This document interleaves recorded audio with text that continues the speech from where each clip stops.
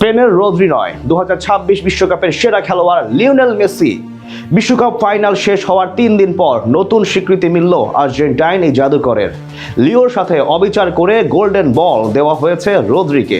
এর আসল দাবিদার কিন্তু LM10। এমন তথ্য উঠে এলো এক বিখ্যাত পরিসংখ্যানে। নতুন করে লিওনেল মেসির বিশ্বকাপের সেরা খেলোয়াড় হিসেবে নির্বাচিত হওয়া নিয়ে বাকিটা থাকছে রিপোর্টে।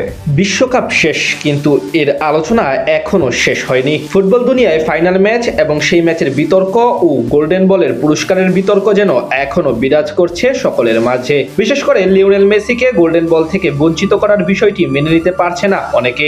যেখানে পুরো আসর জুড়ে লিওনেল মেসি দুর্দান্ত পারফরমেন্স করার পরেও কোনো গোল বা অ্যাসিস্ট না করেই সেই পুরস্কার জিতে যান বিশ্বকাপ জয়ী দলের মিডফিল্ডার রদ্রি। যে বিষয়টি অবাক লেগেছে সকলের। ফাইনালের পরেই ভক্তরা নেতিবাচক প্রতিক্রিয়া প্রকাশ করেছেন, এমনকি অনেক সাবেক ফুটবলাররাও এই নিয়ে কথা বলেছেন। তবে এবার উঠে এলো নতুন তথ্য। রদ্রি নয়, বিশ্বকাপের গোল্ডেন বলের আসল জয়ী লিওনেল মেসি। এমন স্বীকৃতি মিলল টুর্নামেন্টের শেষ হওয়ার 3 দিন পর। 2026 বিশ্বকাপ ছিল লিওনেল মেসির সম্ভাব্য শেষ বিশ্বকাপ, যেখানে প্রথম ম্যাচ থেকেই দুরন্ত ছিলেন তিনি। আলজেরিয়ার বিপক্ষে হ্যাট্রিক দিয়ে গোলের খাতা খোলেন এই তারকা।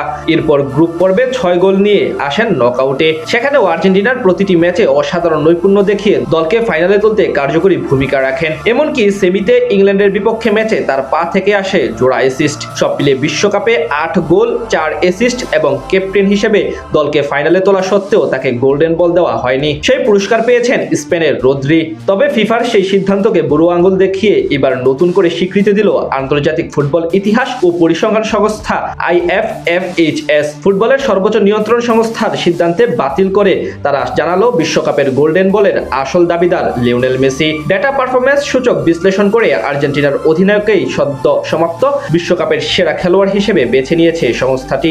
IFFHS জানিয়েছে তাদের নিজস্ব পারফরম্যান্স ইন্ডেক্সের উপর ভিত্তি করে এই খেতাব দেওয়া হয়েছে। এটি একটি আধুনিক ডেটা ভিত্তিক পদ্ধতি, যেখানে টুর্নামেন্ট জুড়ে একজন খেলোয়াড়ের গোল, অ্যাসিস্ট, প্রতিটি ম্যাচের রেটিং এবং নকআউট পর্বের প্রভাবকে সুনির্দিষ্ট সমীকরণের মাধ্যমে হিসাব করা হয়। 2026 বিশ্বকাপের প্রতিটি ম্যাচের বিস্তারিত তথ্য পুঙ্খানুপুঙ্খ বিশ্লেষণের পরেই এমন সিদ্ধান্তে পৌঁছেছে সংস্থাটির কারিগরি প্যানেল। নিজেদের সিদ্ধান্ত সমর্থনের পেছনে মেসির দেওয়া রেটিং এর খতিয়ান তুলে ধরেছে IFFHS। পুরো আসরে খেলা 8টি ম্যাচে মোট 626 মিনিট মাঠে থেকে 8টি গোল করার পাশাপাশি 4টি গোলে অ্যাসিস্ট করেছেন মেসি। টুর্নামেন্ট জুড়ে তার গড় ম্যাচ রেটিং ছিল 8.33।